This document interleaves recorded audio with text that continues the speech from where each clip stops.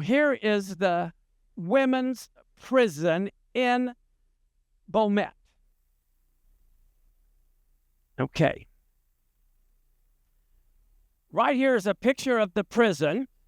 And Jill, I want you to get ready to play that video now. I was researching this debtor's prison. I was researching Beaumet, and I came across this video with Francis in it, but it had nothing to do with Francis. It was just someone who happened to be at the prison that day visiting. And go ahead and play that video.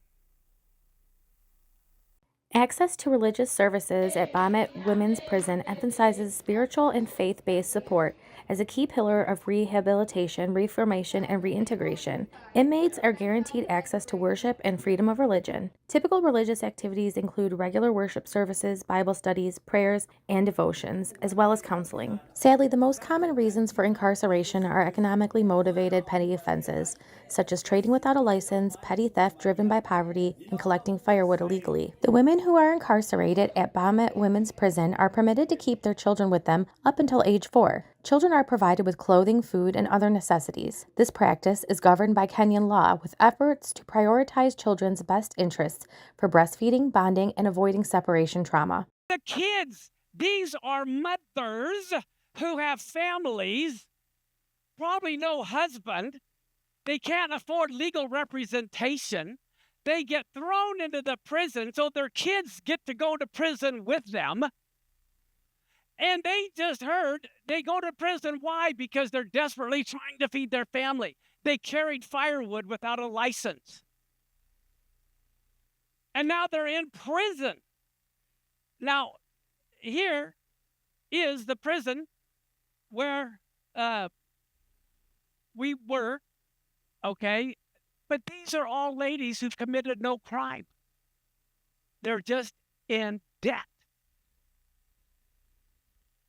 Now, here again, you see the children. This is the picture we took. This is the children walking around. Now, on the right, here is what we did. We passed out. We were passing out Bibles. He's passing out Bibles. We passed out toilet paper. We passed out women's necessities. See the kid? I mean, there's even a little kid back around the corner. But they were thrilled that we were giving them Bibles and that we were just helping them in so many ways. We gave them, they also knew we had the well coming for them.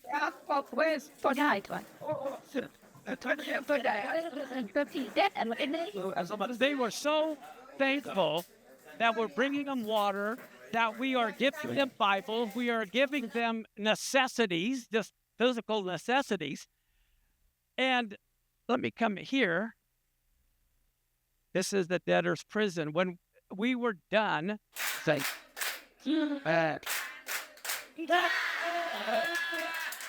are ladies that committed no crimes that are in prison because they're poor. And they're desperately trying to feed their family. Now, I'm going to read this to you, and then I'm going to show you some other things. Research into women's imprisonment in Kenya indicates that many are incarcerated for petty poverty-related offenses. As far as poverty-driven imprisonment, most women in Kenyan prisons are there due to economic marginalization and a lack of resources to pay the fines or to get legal representation. These often involve very small fines for activities like transporting firewood without a permit. A significant number of women are jailed for offenses involving small amounts of money or goods, sometimes related to selling illegal home brew or failing to pay debts. And the debts are frequently under $75 to $150 that they can't pay.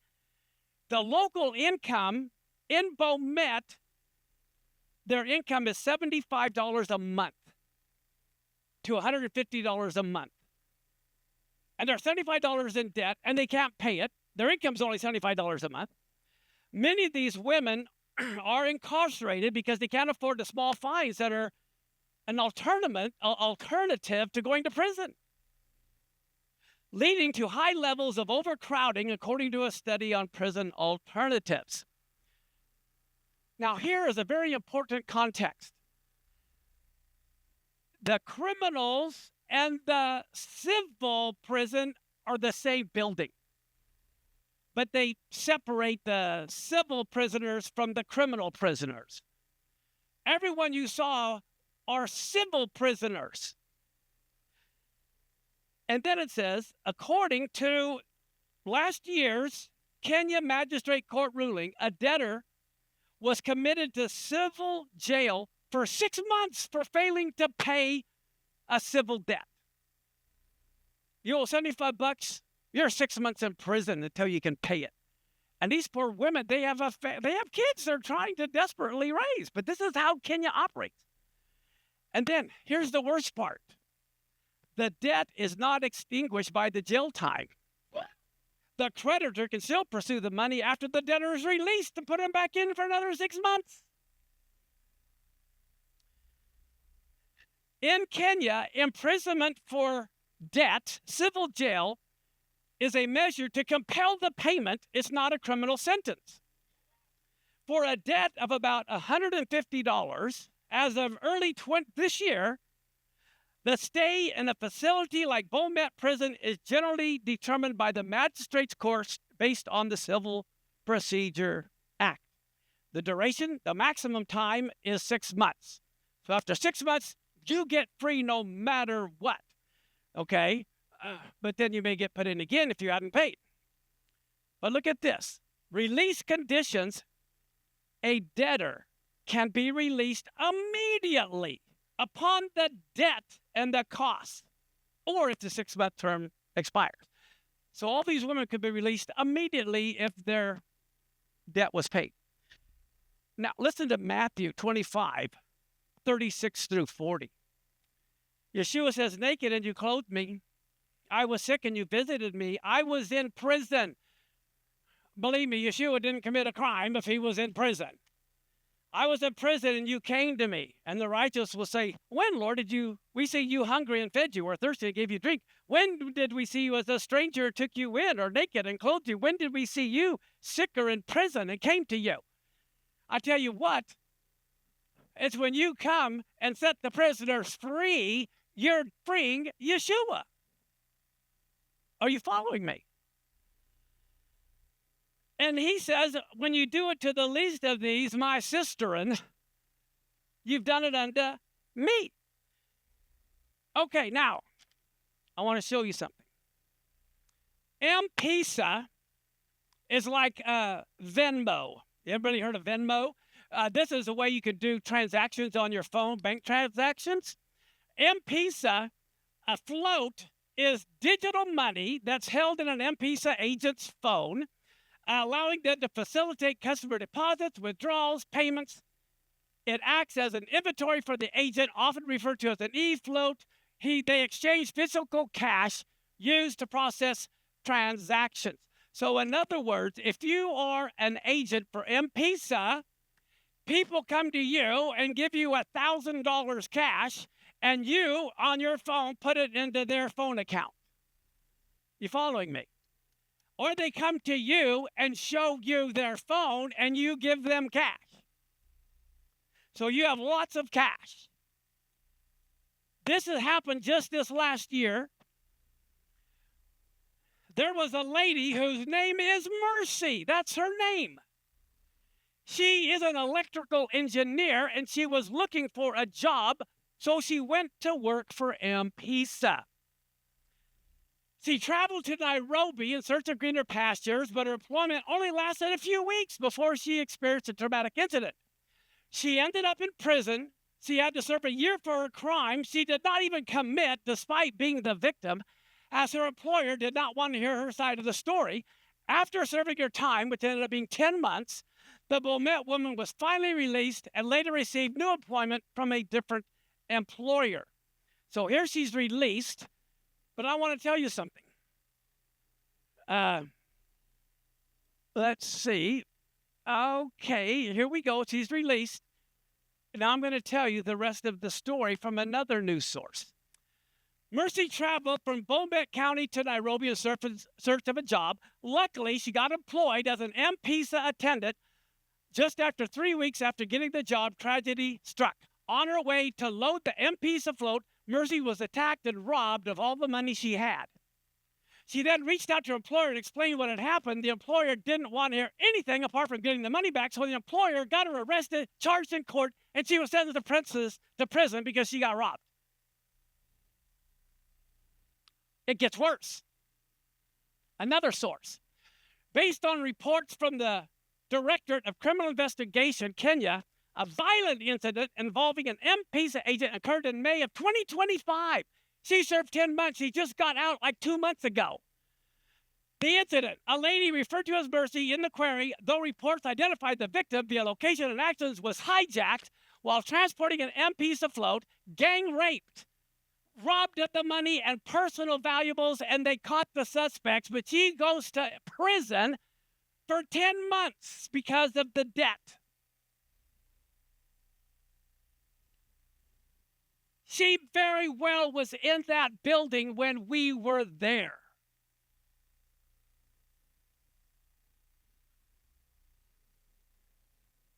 Now, here's the good news. I'm going to be there in 2 weeks. I'm going to go here. Our Passover Seder is coming up Tuesday night, this next Tuesday night. I'm going to be in Kenya that week, and it is on the 17th of Nisan, the same day Yeshua rose. Friday night, we're going into the Shabbat. I'm going there to dedicate the well. They want me to come and dedicate the well that we're doing in the ladies' prison. Okay? And I'm going to speak in the morning on the woman at the well. Okay? And how much she's so misunderstood. I'm also going to speak about the Kayil woman.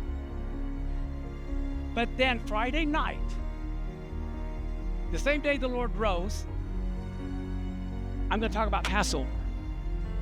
And I'm going to quote this verse. And I'm going to tell the women in the civil prison that the Lord is here, their dad, and he's going to bring them out from under their burdens. He's going to rid them of their bondage. He's going to redeem you with an outstretched arm and with great judgments. And he wants to adopt you, and he wants to be your God.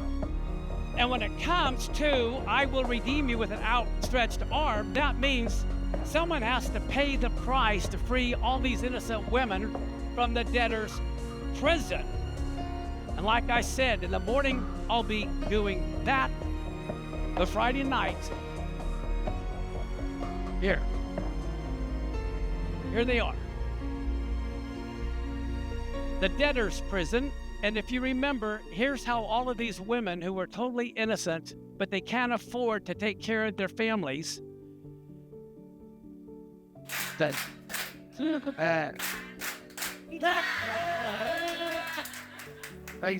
want to, when I'm there, I want to pay the price to get them all out.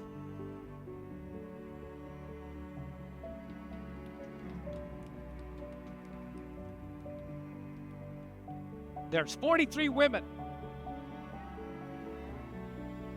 I checked with Francis and we're working with the jailer.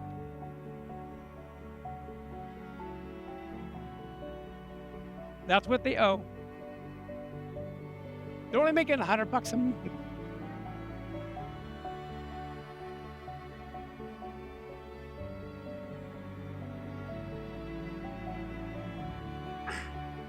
Not only do I want to set them free, I want to give them each $100. So that's what I'd like to raise. But I need it in the next 2 weeks. Can you imagine how all these ladies will feel if they realize on the Shabbat they're all free, they can go home?